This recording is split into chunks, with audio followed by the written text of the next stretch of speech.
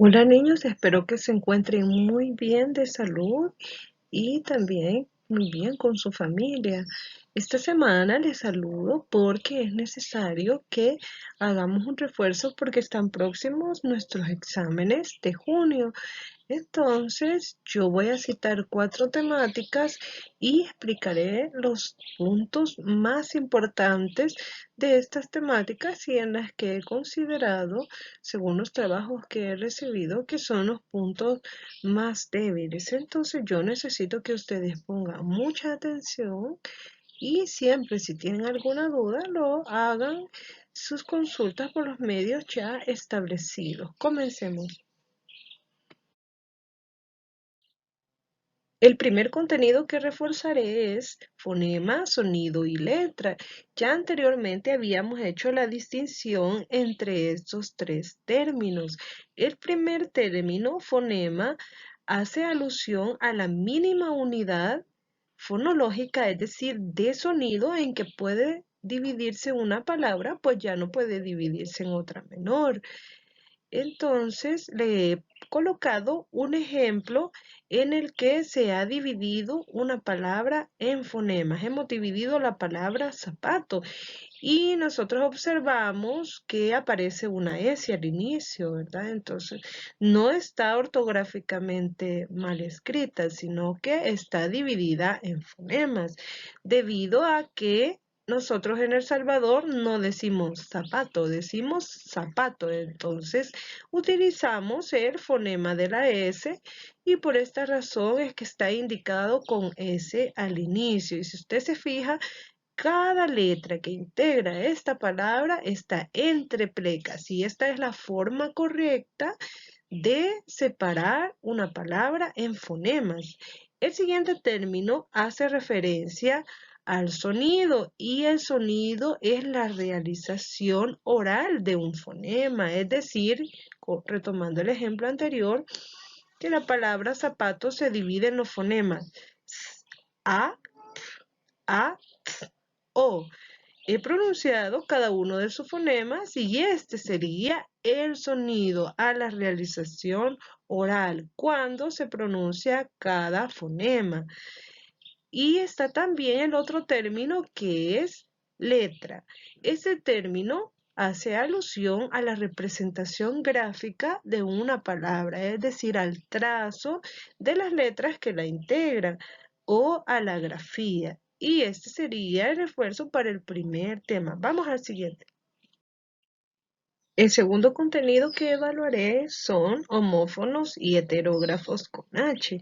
Decíamos que los homófonos y heterógrafos hacían referencia al mismo tipo de palabras y estos eran las palabras que se escuchaban igual, pero se escribían diferentes y tenían también distinto significado y teníamos solamente los que van escritos con H y sin H. Y acá usted tiene que practicar los que tienen su libro más los que le he proporcionado. Por ejemplo, A, sí con H, es la forma del verbo haber. Pero si yo lo utilizo sin H, entonces solamente sería un conector, una preposición. Entonces un ejemplo con H podría ser: ha de ser mi amigo. Y sin H podríamos decir voy a ir al parque a pasear.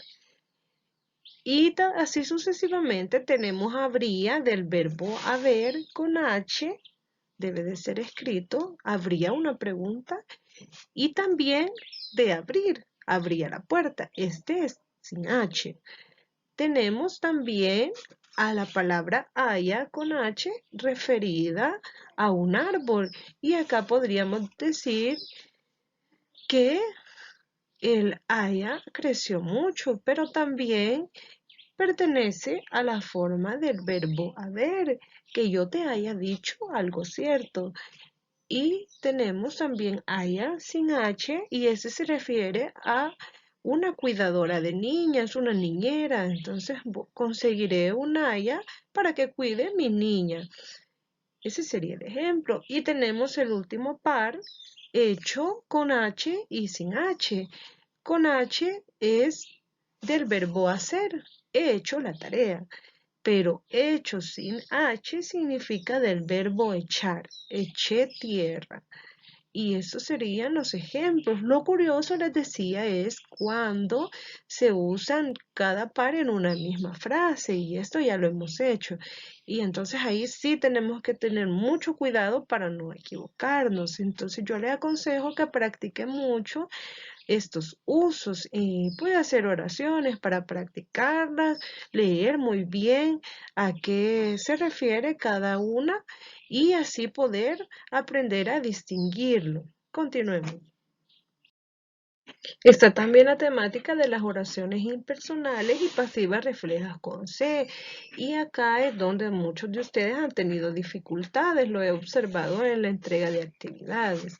Y es porque hay que saber diferenciarlas. Recordemos que las impersonales se llaman así porque no es posible determinar el sujeto, mientras que las pasivas reflejas son aquellas que utilizan verbos transitivos, es decir, verbos que necesitan un complemento y que responden al qué, y esas sí tienen sujeto y es un sujeto paciente al igual que todas las pasivas. Pero vamos a ir paso a paso. Vamos a trabajar primero con las impersonales. Entonces quedamos en que son aquellas en las que no puedo determinar quién realiza la acción y comúnmente se elaboran con los verbos haber, hacer, ser y estar, todos referidos la mayoría de veces al tiempo atmosférico. Y entonces podemos decir, hubo lluvia todo el día, pero hay una acción y no podemos determinar quién la realiza. Lo mismo si digo, hace sol, hizo sol, no sabemos quién la realiza. Y si digo hacía tiempo, tampoco podemos determinar cuál es la persona que realiza la acción. Si digo está granizando, no es posible determinarlo también. Y también puede realizarse las impersonales con la partícula C, al igual que las oraciones pasivas reflejas, y acá es donde entra la confusión. Pero nosotros debemos de estar seguros que las impersonales con C tampoco vamos a poder determinar quién realiza la acción. Y como ejemplo tenemos se dijo. Y se dijo y nos preguntamos quién dijo y no es posible determinarlo. Entonces es una impersonal. Al igual que se vive, se trabaja.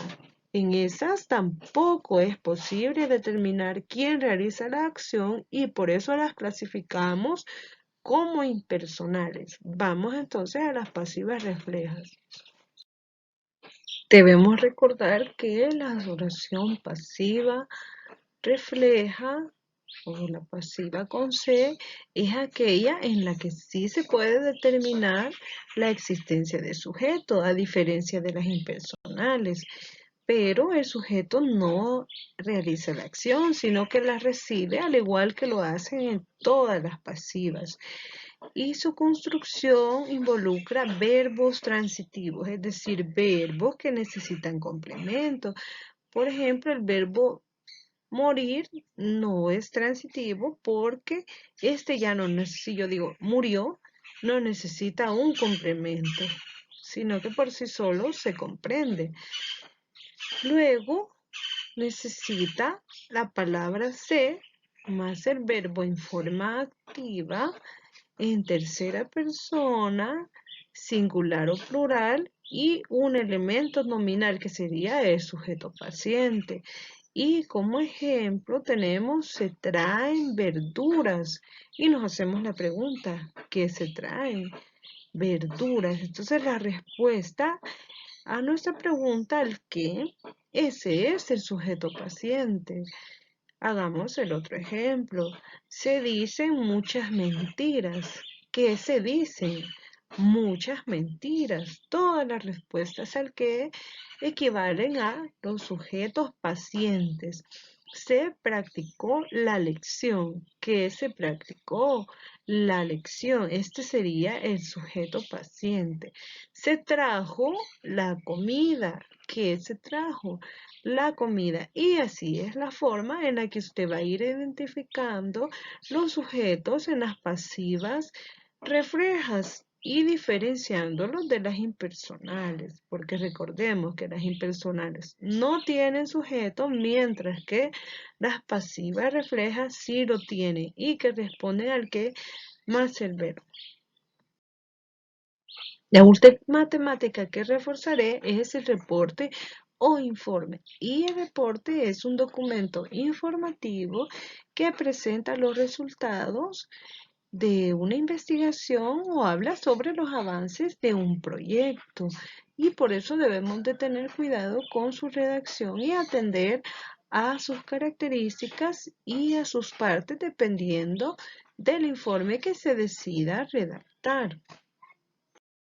Entre las características del informe tenemos la claridad y esta permite que no hayan ambigüedades en lo escrito en este documento. La otra característica es la concisión y esta se refiere a la brevedad. Quiere decir que solamente se pondrán aquellos aspectos puntuales en el informe, aquellos que sean los más importantes y necesarios para dar a conocer los resultados de este proyecto. Otro aspecto muy importante entre sus características es el orden lógico.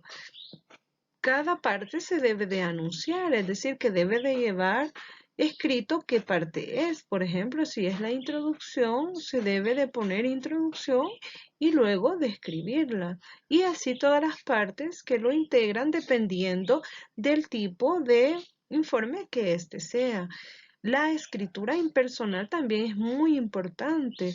Recuerden que estas oraciones nos ayudan a hablar sin hacer pertenencia a alguien acerca de ese pensamiento, porque no se puede determinar el sujeto. Entonces podríamos decir se reporta, se informa y la otra característica es el apoyo gráfico. Es muy importante que hayan gráficos en su documento porque estos nos muestran que es verídico el documento que usted está presentando. El último aspecto que tomarás del reporte son los tipos. Los hay técnicos de investigación y de divulgación. Los reportes técnicos son aquellos que nos muestran los resultados o avances de proyectos de investigación o científicos. Los de investigación son aquellos como las tesis que responden a una pregunta y amplían la información con encuestas o con otros datos que hagan referencia a la temática. Y los de divulgación, como su nombre lo dice, los promueven en varios medios y por esta razón es que utilizan un lenguaje estandarizado para que cualquier persona que lo lea lo comprenda. Y este sería el refuerzo previo a los exámenes. Como ya le dije al inicio, si usted aún así tiene una consulta, puede escribirme por los medios ya establecidos y yo con mucho gusto solventaré esa duda. Les deseo mucha suerte en los exámenes, hay que esforzarse, vaya a leer nuevamente y yo sé que van a salir muy bien. Esperaré entonces los resultados y que Dios les bendiga.